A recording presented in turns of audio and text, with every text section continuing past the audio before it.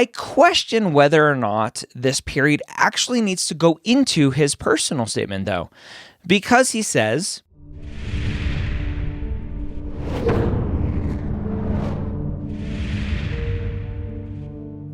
the OldPreMeds podcast, session number 272. Welcome to the OldPreMeds podcast. My name is Dr. Ryan Gray, your host here every week. And this week, I have an interesting topic for you that a lot of people struggle with, unfortunately. A conversation about mental health and whether or not to put it in an application. Before we get to that question, though, I want to jump into the MCAT Minute brought to you by Blueprint MCAT. When do you actually know if you're ready to take the MCAT? And specifically, when do you know if you still have prereqs to take?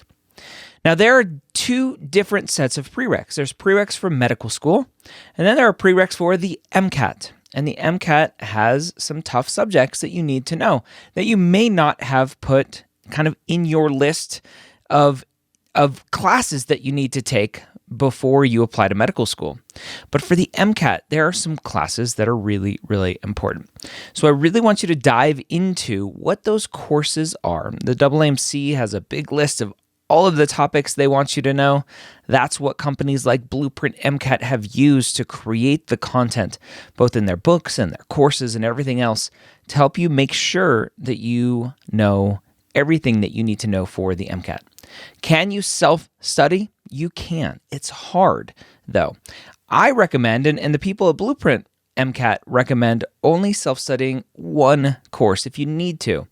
Ideally, you're taking those courses in undergrad before you take the MCAT. So how do you know? You really don't. But if there are some courses you need to take, make sure you get those under your belt before you tackle the MCAT. If you're looking for some more help, go to blueprintprep.com/MCAT. All right, I want to dive into our question today. Our student says, how to approach depression as part of my personal statement story. They say, hello all, quick overview of my backstory. I graduated premed in 2018 and had a solid MCAT score of 513, as well as a decent GPA of 371 with a 363 BCPM GPA. Long story short, I went through 2 application cycles and received only 1 interview, which did not go well at all. I know after receiving counsel that my main issue was my personal statement. I made many other mistakes in my previous applications, as well that I know that I now have a much better idea of how to correct. I'm currently leaning towards a do-it-yourself postbac and moving on from there. My current issue I am facing is how to best address the 3 unintended gap years I've had since graduating. Outside my paid full-time job as an EMT, which I've done for 7 years now, I did not do any shadowing, volunteering, or clinical hours of any kind during those 3 years. The main reason for this was a temporary lack of motivation. I suffered from serious depression during this gap, as I had more free time than I ever had before and began to process my abusive childhood. I'm in a much better place now and am ready to get back to my journey to become a physician. However, I am not sure of the best approach discussing this period in my life in my personal statement. I know Dr. Gray often speaks about the importance of telling your story, and I think this is a major part of mine, so I believe it should be included. I'm just not certain how to frame it in the right light. Thank you to anyone who takes the time to read and comment. All right, so here it is, right? Mental health in a personal statement. Now, I want to preface everything that I'm about to say with, you need to tell your story, as John from Ohio here says that I recommend, and it's true. I question whether or not this period actually needs to go into his personal statement, though, because he says that he was kind of on this path to begin with, and this gap kind of led to some depression, maybe just allowed him to process his depression. He mentioned it's the most free time he's had in a while, processing an abusive childhood. So the question at the end of the day that I always go back to is, did this contribute to your reasoning for wanting to be a physician? In my mind, the personal statement is, Why do you want to be a doctor? If the depression is just a side effect or symptom, obviously of the abusive childhood, let's put that aside, because the context that the student is bringing it up is around these gap years. If the gap years are just causing the depression and free time and self-doubt and not really knowing what to do because you've been rejected twice, obviously that is very easy to lead into this depressive state of, I can't get into medical school, I don't know what to do with my life, and it kind of spirals out of control. And then, yes, obviously, processing this abusive childhood as well on top of that. But it sounds like this student was headed toward becoming a physician already. And so in my mind, the depression potentially doesn't need to be in the personal statement because it's not a part of why medicine. Now, you may have processed this and grown from it, and you said, oh my gosh, like mental health and psychiatry, that's really cool. Maybe I want to do psychiatry in the future. A lot of students will be tempted to write about that in the personal statement. What do I want to do in the future because of my experiences?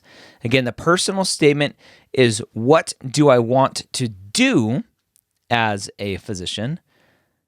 The personal statement is about why I want to be a physician, not what do I want to do as a physician. So it's the wrong focus if you're focused on, I had this depression and that led me understand and appreciate mental health, and now I want to be a psychiatrist so I can take care of people's mental health.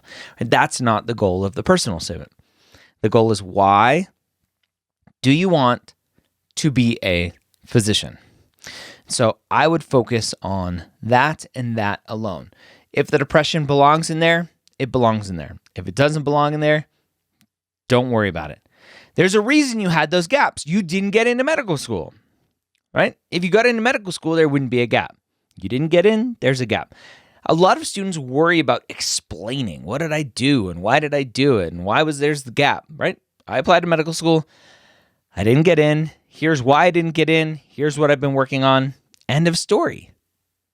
Super common. Not a problem to focus on, not an issue to talk about in the personal statement. Why did you have this gap? There are a few statements here that don't make a ton of sense to me. The student has a 3.71 GPA, 3.63 science GPA, right? BCPM, biology, chemistry, physics, and math. Those are solid stats. Now, is there a downward trend there that we're concerned about? Is there an upward trend? Is it pretty flat? So the final numbers, as always, don't tell me the story. But to do a postbac probably isn't needed. The student may need to retake the MCAT depending on how old it is, and the expiration date of that MCAT unfortunately expire, which is kind of silly, but it is what it is. A postbac, though, probably isn't needed unless the student is struggling with some specific courses. And then the student says, I didn't have any clinical experience, right after they said, I was working full-time as an EMT, right? That's clinical experience. You don't need to do anything more than that. That's amazing clinical experience. So keep doing that. Yes, shadow. Yes, volunteer if you can. Volunteer, remember, volunteer doesn't equal clinical experience. Volunteer is just non-paid. Volunteer could be volunteering at like a soup kitchen, a Habitat for Humanity project, that kind of stuff. Volunteering doesn't equal volunteering in a clinical setting. There's clinical, which is paid or volunteer, and then quote-unquote volunteer experience, when we say that, is usually what we're talking about is soup kitchen kinds of things. So that's what I got for you. Tell your story. Don't go too far in depth if you don't need to. Don't throw yourself under the bus if you don't need to. And hope that you get into medical school, specifically John from Ohio. This third time will hopefully be a charm. My new book I want to mention real quick, the Premed Playbook Guide to the Medical School Application Process, is now available for pre-order. So pre-order on Amazon, Barnes & Noble, wherever you buy books. It's like over 300 pages of goodness, all about the application process from GPA, talking about GPA, MCAT, primary application, secondary application, interviews, what you do if you're accepted, what you do if you're rejected, what you do if you're waitlisted, all of that stuff. If you're applying in 2021 to start medical school in 2022, the book right now is pre-ordered. If you pre-order it, it's due to come out May 25th. I'm working hard with my publisher to get it out several weeks before then so that you have some time to review it, tweak your application before you submit it. And if you pre-order it, I will have a sign-up form on my website. You'll be able to find it to submit your receipt, and I'll get you a PDF copy of it as well. I hope you have a wonderful week. Don't forget to go check out blueprintprep.com. Thank you for sponsoring the MCAT Minute. We'll see you next time here on the Old Pre-Meds podcast.